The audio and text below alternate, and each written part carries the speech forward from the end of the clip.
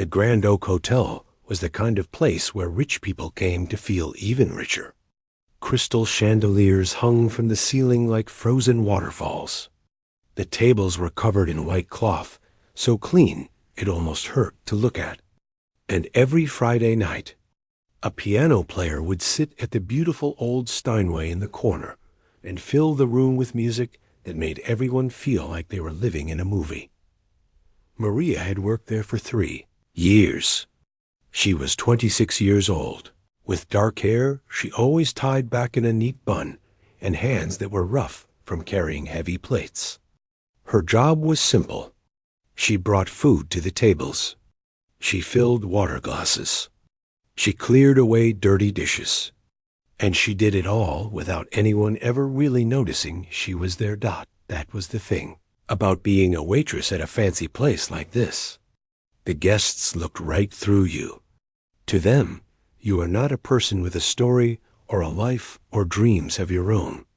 You were just part of the furniture, something that moved around and made sure their wine glasses never went empty. Maria had gotten used to it. She had learned to keep her head down and her mouth shut. She had learned to smile even when her feet were killing her and her back was screaming for rest. She had learned to pretend she did not hear the rude comments or see the way some people treated her like she was less than human. But there was one thing she had never learned to do. She had never learned to stop listening to the music. Every Friday night, when the piano player began to perform, something inside Maria would wake up. Her fingers would start to move on their own, pressing against her apron, like they were touching invisible keys. Her heart would beat faster, and for just a few minutes, she would forget where she was and who she had become, because Maria had a secret she had buried so deep that sometimes even she forgot it was there. She had once been a piano player too, and not just any piano player. She had been one of the best young pianists in all of Brazil. It started when she was just 5 years old. Her grandmother had an old piano in her living room, a beaten-up thing with yellow keys and a few notes that did not work anymore. One afternoon, while the adults were talking in the kitchen, little Maria climbed onto the bench and started pressing the keys. She did not know what she was doing. She was just playing around, making noise, having fun. But then something strange happened. She started to pick out a melody. It was a song she had heard on the radio, and somehow her tiny fingers found the right notes all by themselves. Her grandmother heard the sound and came running. She stood in the doorway with her hand over her heart, watching this small child play music like she had been doing it her whole life. From that day on, everyone knew Maria was special. Her parents were not rich. Her father worked at a factory, and her mother cleaned houses for wealthy families. But they scraped together every penny they could to pay for piano lessons. They woke up early and stayed up late, working extra shifts and extra jobs, all so their daughter could have a chance at something better. And Maria did not let them down. She practiced for hours every single day. While other kids were playing outside or watching television, she was sitting at the piano, running through scales and exercises until her fingers ached. She did not mind. She loved it. The piano was not just an instrument to her. It was her best friend, her safe place, the one thing in the world that made complete sense. By the time she was 10, she was winning local competitions. By 12, she was performing at concert halls in front of hundreds of people. By 15, she won the National Young Pianists Competition, the biggest prize a young musician could win in Brazil. The newspapers called her a prodigy. They said she had magic in her fingers. Famous music schools from around the world sent her letters, offering her scholarships and promising her a future filled with concert stages and standing ovations. Everyone said it was only a matter of time before Maria became one of the great pianists of her generation. Her parents cried with joy. Her grandmother lit candles at church and thanked God for blessing their family. And Maria herself felt like she was walking on air.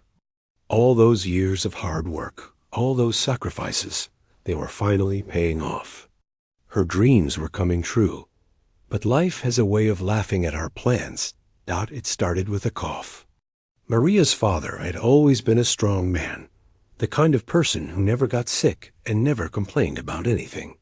So when he started coughing and could not stop, everyone got worried. The doctors ran tests. They took x-rays. And then they sat the family down and said words that changed everything. Her father had a serious illness. He needed treatment right away. The kind of treatment that cost more money than the family had ever seen in their lives. Maria watched her mother age 10 years in a single week. She watched her grandmother stop smiling. She watched her father, once so proud and strong, become thin and weak and scared. And she knew what she had to do. The scholarship offers were still sitting on the kitchen table. All she had to do was sign the papers, and her future would be set. She could go to music school. She could become the famous pianist everyone said she would be. She could make all her dreams come true. But how could she leave? How could she fly off to some fancy school in another country while her father was fighting for his life? How could she chase her dreams while her mother was drowning in medical bills and working herself to the bone? She could not. It was as simple as that. Maria turned down the scholarships. She dropped out of her music studies. She got a job at a local restaurant, and then another job at a clothing store, and she gave every penny she earned to her family. The piano, the thing she loved more than anything in the world, became something she could not even look at anymore. It hurt too much. Her father fought hard. For 2 years, he battled his illness with everything he had. There were good days and bad days, hope and despair, moments when it seemed like he might win, and moments when it seemed like all was lost. In the end, the illness was stronger.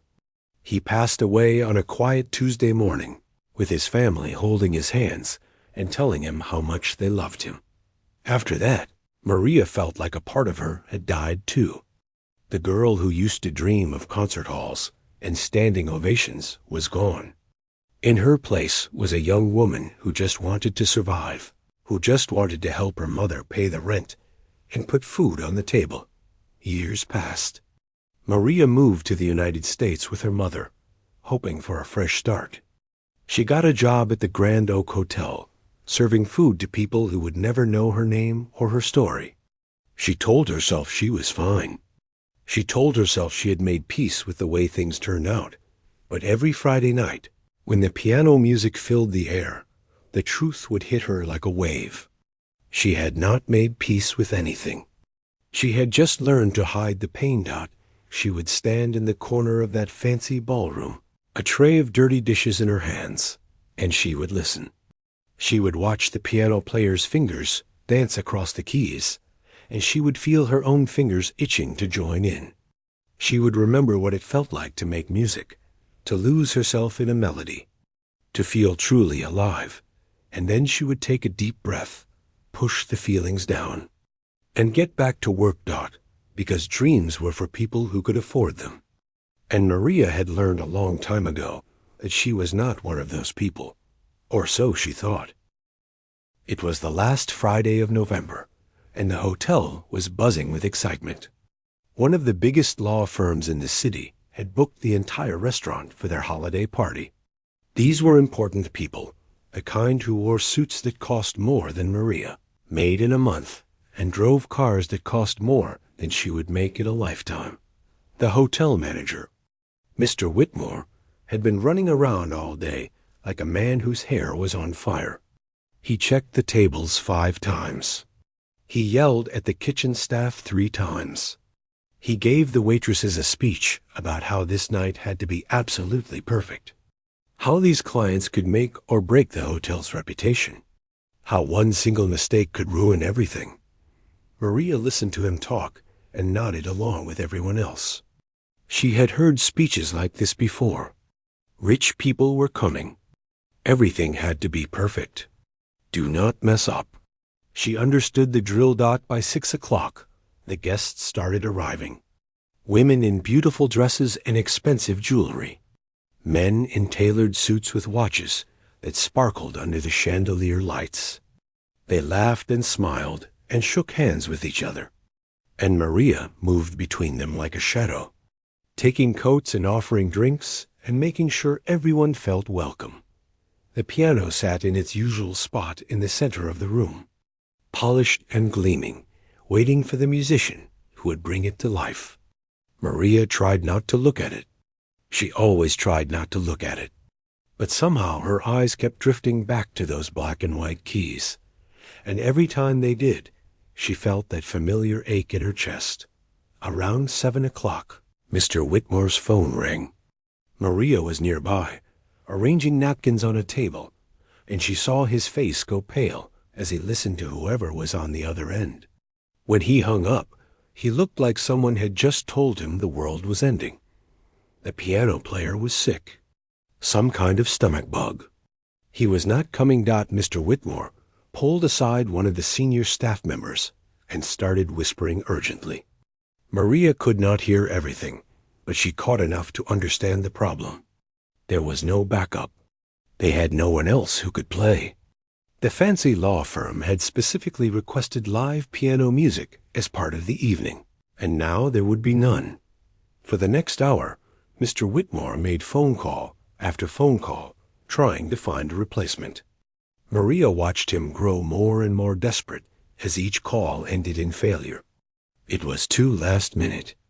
Everyone was already booked. Nobody could come. The guests began to notice that something was wrong. The piano sat silent and empty in the middle of the room, and people kept glancing at it with confused expressions. A few of them asked the waitresses when the music would start. Maria just smiled and said she was sure it would begin soon, even though she knew it probably would not. By 8:30, Mr. Whitmore had given up. He walked through the room, apologizing to the guests, explaining that there had been an unexpected situation with the entertainment. He offered discounts on wine and promised that the food would more than make up for the lack of music. Some people nodded politely. Others frowned and whispered to each other, clearly disappointed. Maria felt something strange building inside her as she watched all of this unfold. It was a feeling she had not felt in a very long time. A kind of restlessness, like an itch she could not scratch. Every time she walked past the piano, her heart beat a little faster. Every time she looked at those keys, her fingers tingled. She told herself to stop being ridiculous. She was a waitress. Her job was to serve food and clear tables, not to sit down at a piano and make a fool of herself. Besides, she had not played in over 10 years. She had probably forgotten everything. Her fingers were stiff from carrying trays, not nimble from practicing scales. It would be a disaster. But the feeling would not go away. If anything, it kept getting stronger. Around 9 o'clock, there was a brief lull in the dinner service. The main course had been served. The guests were eating and chatting, and for a few minutes, there was nothing for Maria to do. She stood near the kitchen door, catching her breath, and that was when she noticed that no one was paying attention to her. No one was paying attention to the piano either. It just sat there, beautiful and silent, like it was waiting for something. Or someone. Maria did not make a conscious decision to walk toward it. Her feet just started moving on their own. Later, when she tried to remember what she had been thinking in that moment, she could not come up with an answer. She was not thinking at all. She was just moving, pulled by some force she did not understand. She stopped in front of the piano. Her heart was pounding so hard, she could hear it in her ears. Her hands were shaking. A voice in her head was screaming at her to turn around, to go back to work, to stop being crazy. But there was another voice too, a quieter one, and it was saying something different. It was saying that she had spent 10 years running away from herself. 10 years pretending she was fine with giving up her dreams. 10 years telling herself that the music was gone, that the girl who used to play was dead, that there was no point in looking back. But what if that was all a lie? What if the music was still there, buried deep inside her, waiting for her to set it free?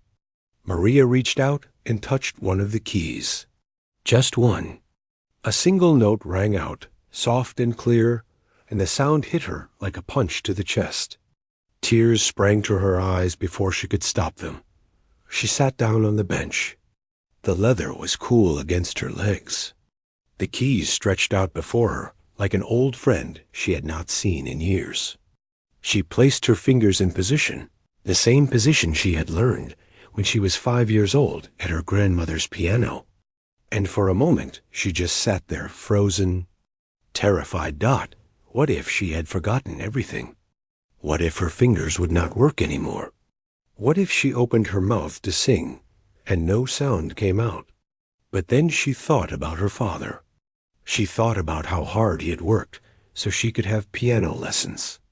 She thought about the pride in his eyes when she won competitions.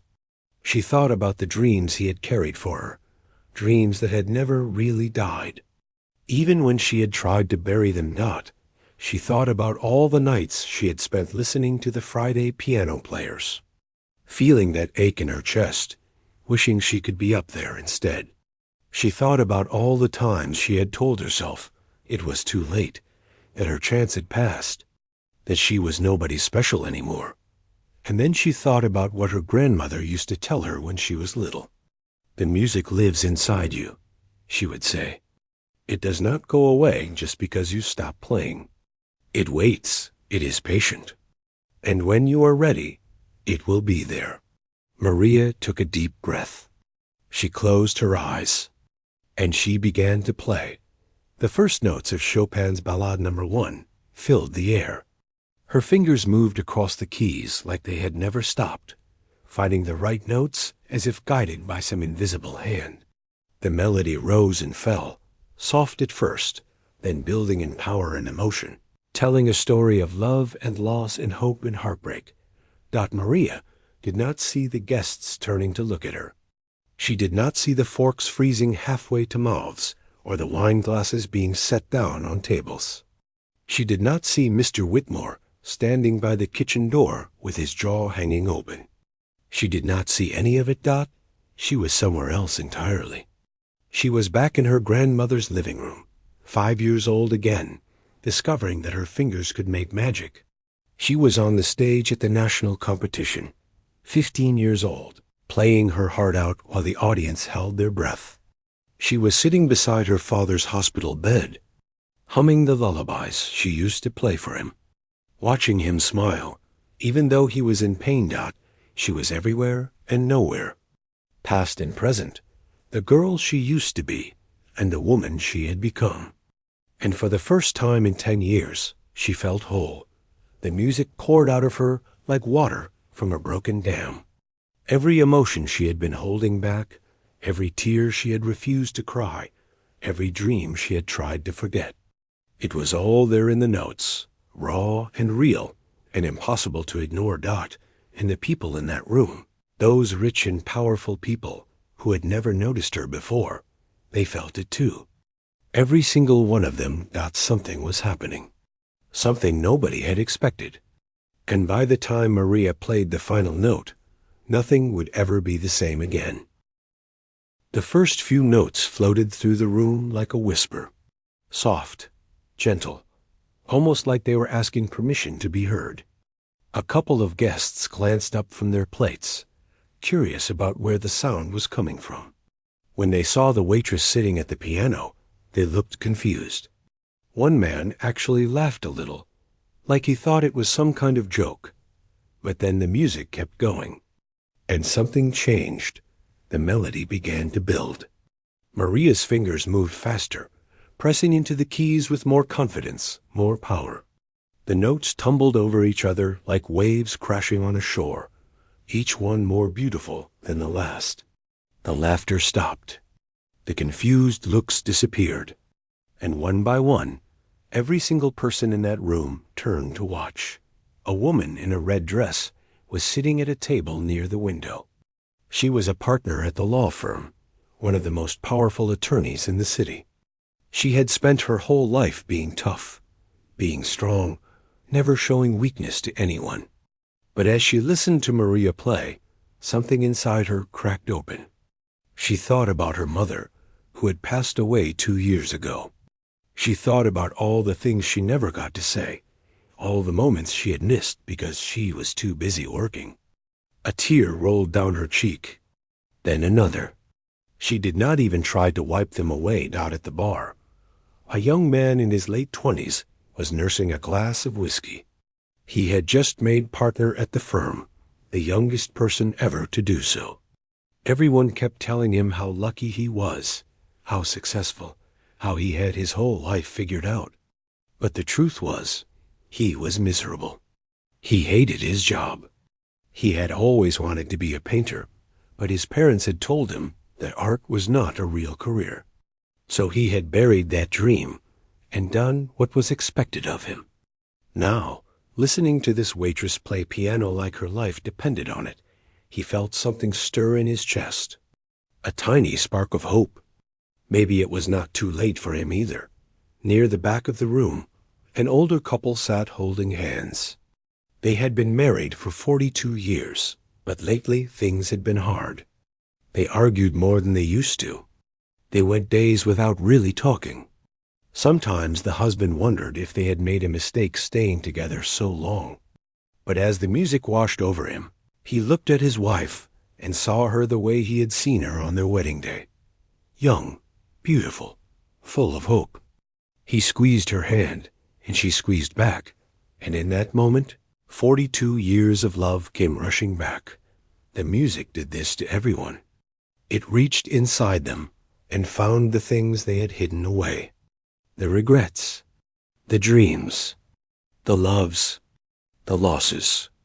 It pulled everything to the surface and made them feel it, really feel it, in a way they had not allowed themselves to feel in years. Maria knew none of this was happening. She was lost in her own world, her eyes closed, her body swaying gently with the rhythm. She was not thinking about the guests or the hotel or her job. She was not thinking about anything at all. She was just playing, letting the music flow through her like electricity through a wire. Her fingers remembered everything. Every scale she had practiced as a child. Every piece she had memorized for competitions. Every lesson her old teacher had taught her about dynamics and timing and emotion. It was all still there, locked away in some corner of her mind, waiting for this moment to come out. The Chopin piece was one of the hardest in the entire piano repertoire. It demanded technical skill, yes, but more than that, it demanded heart. You could not play this piece well unless you had lived, unless you had suffered, unless you had loved and lost and found the strength to keep going anyway. Maria had all of that. She had more than enough. The music reached its climax, the notes pounding out like thunder, filling every corner of the room with sound. Then it began to soften again, growing quieter and quieter until the final notes hung in the air like the last breath of a dying man. Maria held them there for a moment, stretching them out, making the audience wait. And then, with one final gentle touch, she let them go. Silence, complete and total silence. Maria opened her eyes. For a second, she did not know where she was. Then reality came crashing back, and she remembered everything. She was at work. She was wearing her waitress uniform. She had just sat down at the piano without permission and played a 10-minute piece in front of some of the most important people in the city. Oh no. Oh no, no, no.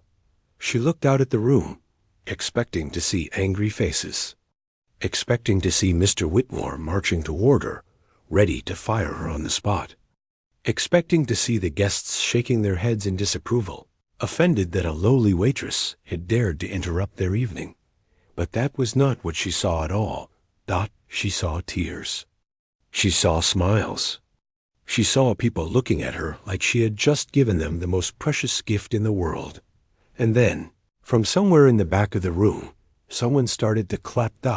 It was slow at first. Just one pair of hands coming together. But then another person joined in, and another, and another. Within seconds, the entire room was applauding. People were rising from their seats, giving her a standing ovation, shouting things like, "Bravo!" and "Incredible!" and more. Maria sat frozen on the piano bench, unable to process what was happening. This could not be real. She must be dreaming. There was no way that all these rich, important people were standing and cheering for her. For a waitress. For a nobody. But it was real. It was all real. The woman in the red dress walked toward her, still wiping tears from her eyes. She took Maria's hands in her own and looked at her with an expression of pure wonder. "Who are you?" she asked. "Where did you learn to play like that?" Maria opened her mouth to answer, but no words came out. She did not know what to say. She did not know how to explain 10 years of silence, 10 years of hiding, 10 years of pretending that the music inside her did not exist. Before she could figure it out, more people surrounded her. They were all talking at once, asking questions, showering her with compliments. A man said it was the most beautiful thing he had ever heard. A woman said she had been to concerts all over the world, and none of them had moved her like this. Another man asked if she had recorded any albums, if she performed anywhere else, if she gave lessons. Maria just sat there, overwhelmed, tears streaming down her own face now. She had spent so long believing that she was invisible, that no one saw her, that no one cared. And now here were all these people, really seeing her for the first time. And the feeling was almost too much to bear. Through the crowd, she spotted Mr. Whitmore. He was standing by the kitchen door, exactly where he had been when she started playing. His face was impossible to read. Was he angry? Was he going to fire her? Maria felt her heart sink. Of course, this moment could not last. Of course, there would be consequences. But then Mr. Whitmore did something unexpected. He smiled. It was a small smile, almost like he could not quite believe what he had just witnessed, but it was definitely a smile. He gave her a little nod, and in that nod, Maria understood that she was not in trouble. Not even close. She had taken the biggest risk of her life. She had sat down at that piano with no plan, no permission, no idea what would happen. She had trusted the music that lived inside her, the music she had tried so hard to forget, and somehow, against all odds, it had worked. But this was only the beginning. Because in that crowd of amazed faces, there was one person whose mind was already racing ahead. One person who saw not just a talented waitress, but an opportunity. A story. A star waiting to be born. And that person was about to change Maria's life forever. The rest of that night passed in a blur. Maria could barely remember any of it later. People kept coming up to her, shaking her hand, asking for her name, telling her how much her music had meant to them. She smiled and nodded and said thank you over and over again. But inside she still felt like she was dreaming that at some point, Mr. Whitmore pulled her aside. She braced herself for bad news, for a lecture about abandoning her duties, for something that would bring her back down to earth. But instead, he just looked at her with a kind of amazement in his eyes. "How long have you been able to play like that?" he asked. Maria did not know how to answer.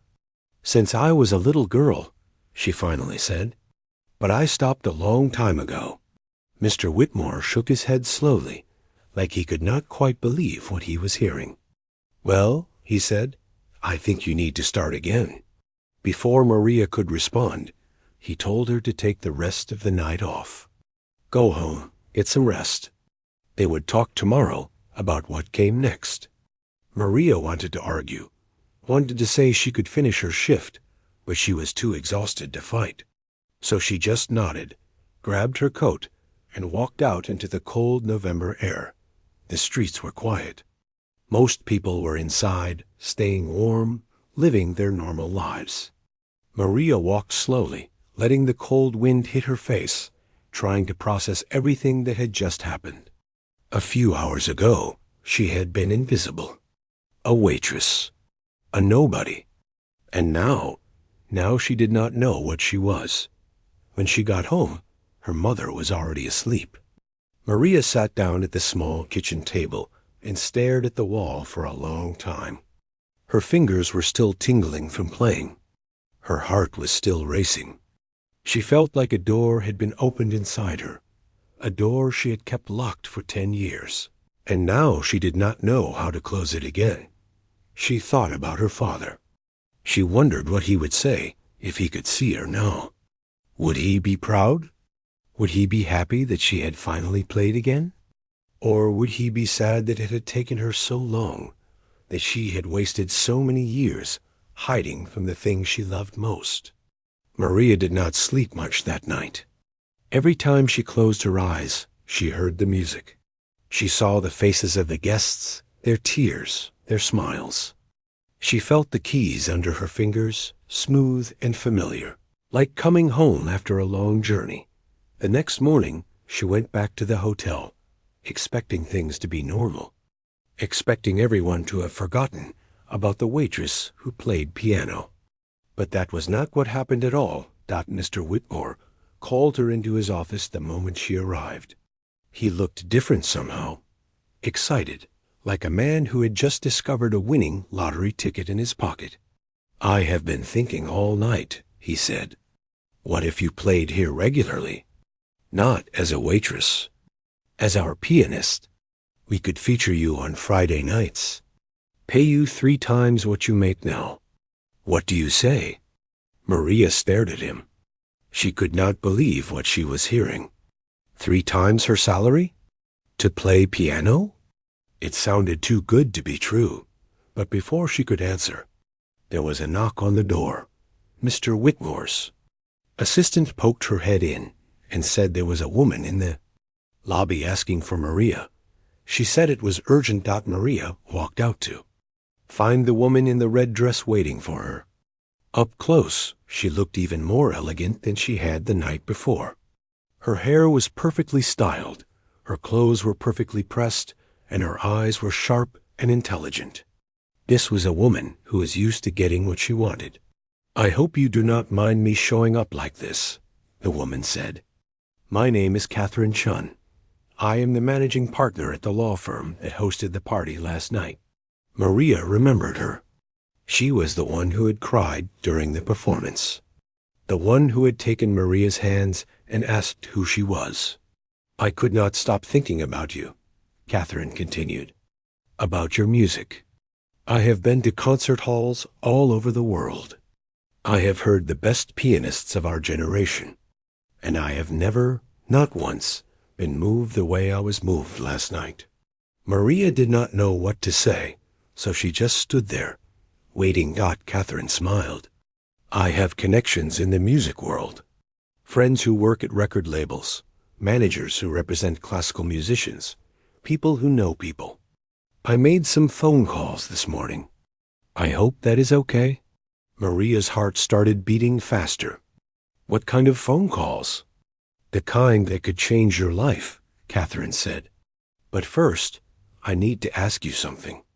Last night, one of the guests recorded your performance on their phone. They posted it online this morning. Have you seen it?" Maria shook her head. She did not even have a smartphone. She could not afford one. Catherine pulled out her phone and showed Maria the screen. There was a video of her playing piano, filmed from somewhere in the back of the room. The quality was not great, but the sound was clear enough. And underneath the video, there was a number that made Maria's head spin. 2 million views. The video had been posted just 12 hours ago, and already 2 million people had watched it. Maria grabbed the edge of a nearby chair to steady herself.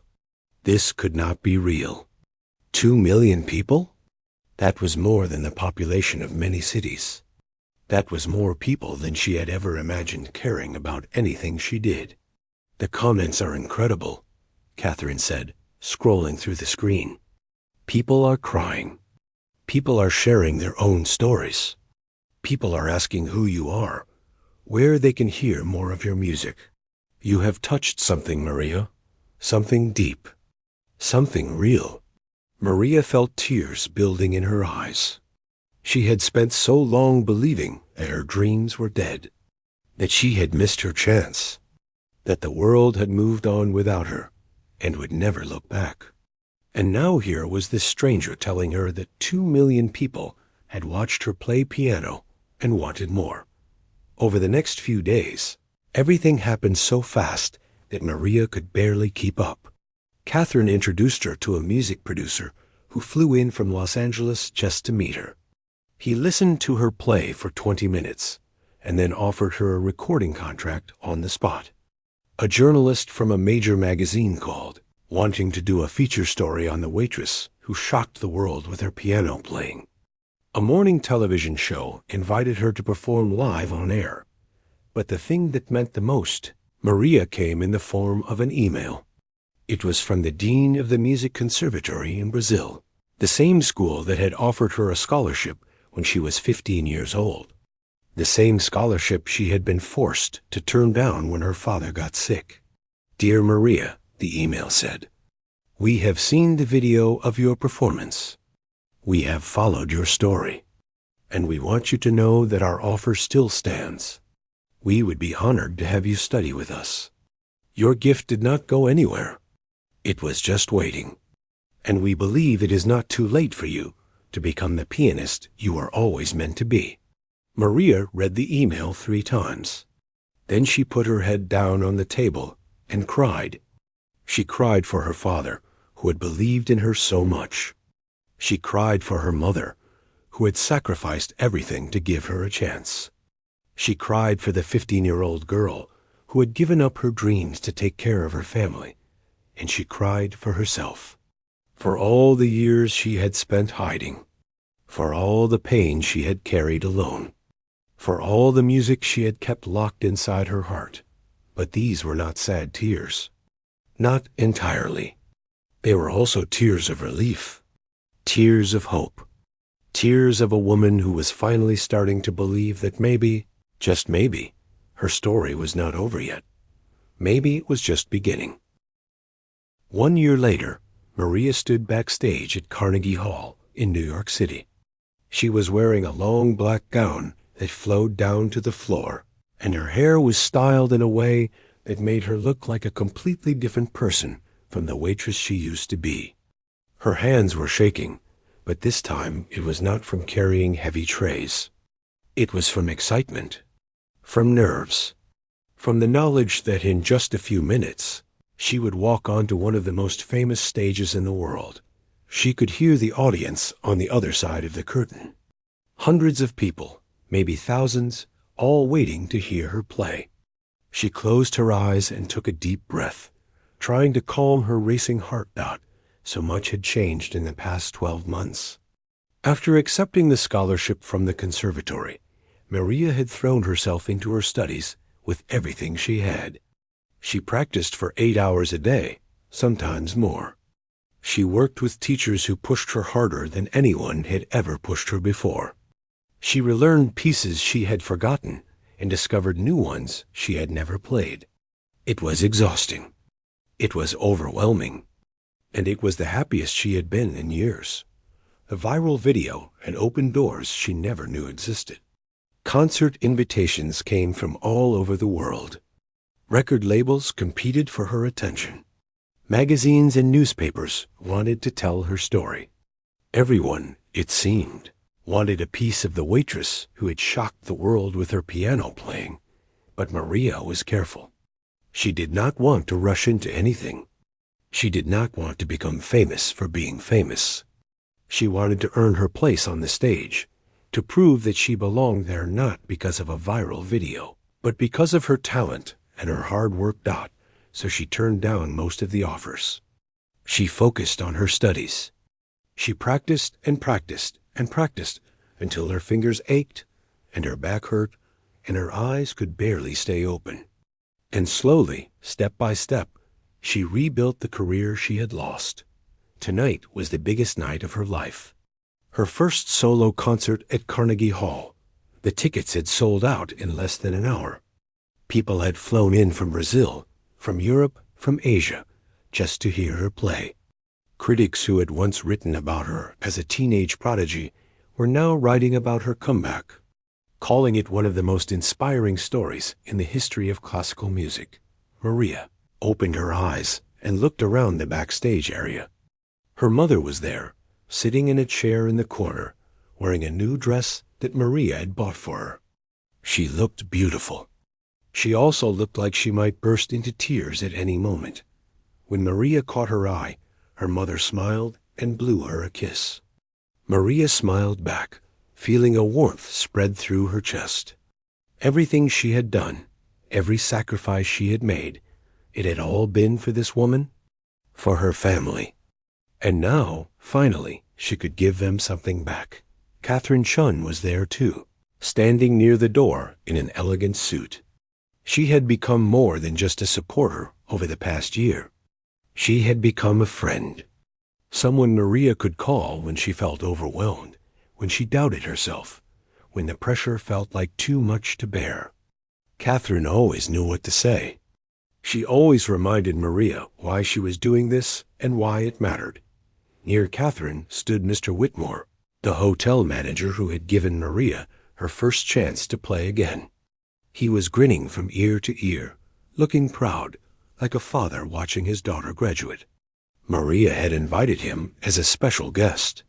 She wanted him to know that she had not forgotten where her journey had started, and scattered throughout the audience, Maria knew, or other people from that night. The woman who had cried during her performance. The young man from the bar who had since quit his law job to pursue painting. The older couple who had fallen in love with each other all over again. They had all reached out to her over the past year, thanking her, telling her how much that night had meant to them. Some of them had become friends. All of them had become part of her story.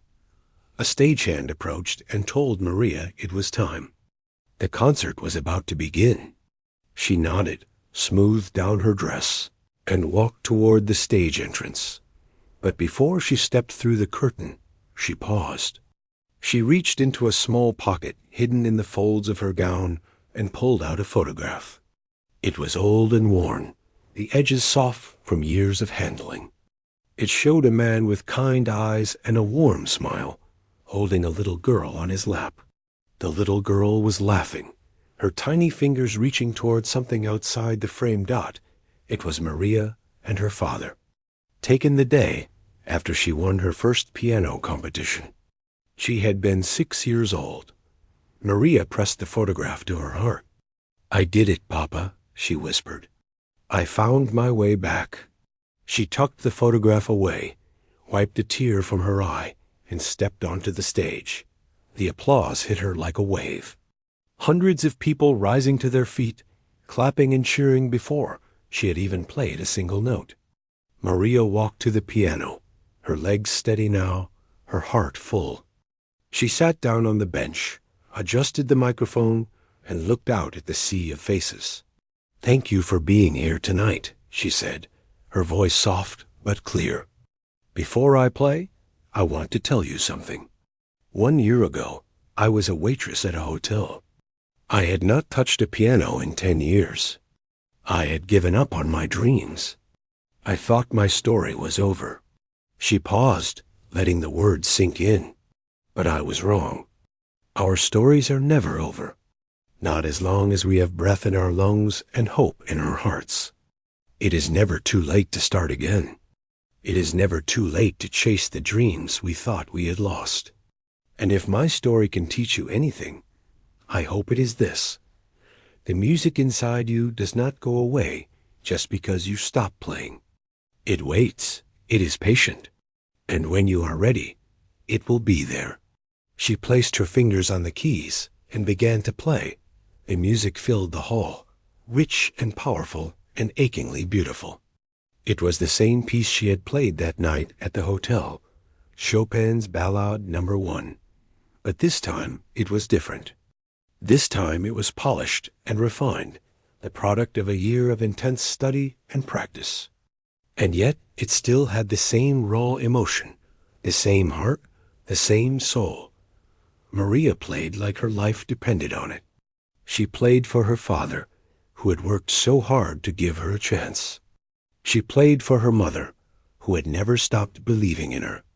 She played for her grandmother, who had first put her fingers on a piano all those years ago. She played for everyone who had ever been told they were not good enough, not talented enough, not worthy enough. She played for herself, for the little girl who had loved music more than anything, for the teenager who had given up everything to take care of her family, for the woman who had spent 10 years hiding from her own gifts, afraid to hope, afraid to dream. When the final note faded away, the silence lasted only a heartbeat. Then the audience erupted. People were on their feet, cheering, crying, holding each other. The applause went on, wave after wave of sound washing over Maria like a warm embrace. She stood up from the piano and bowed, tears streaming down her face. She looked at her mother, who was sobbing openly now. She looked at Catherine, who was clapping harder than anyone. She looked at Mr. Whitmore, who was wiping his eyes with his handkerchief. And somewhere, she knew, her father was watching too, smiling down at her, proud of the woman she had become.